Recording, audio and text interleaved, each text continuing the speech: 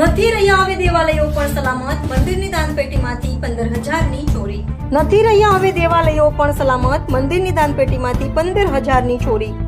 ડભોઈના રોકડિયા હનુમાનજી મંદિરમાંથી રાત્રિના દાનપેટી તોડી તસ્કરો રોકડ રકમ ઉઠાવી ગયા. ડભોઈ સરોતા ઓવરબ્રિજ નજીક આવેલા રોકડિયા હનુમાનજી મંદિરમાં ચોરીની ઘટના. સીસીટીવી ફૂટેજમાં ઘટના થઈ કેદ.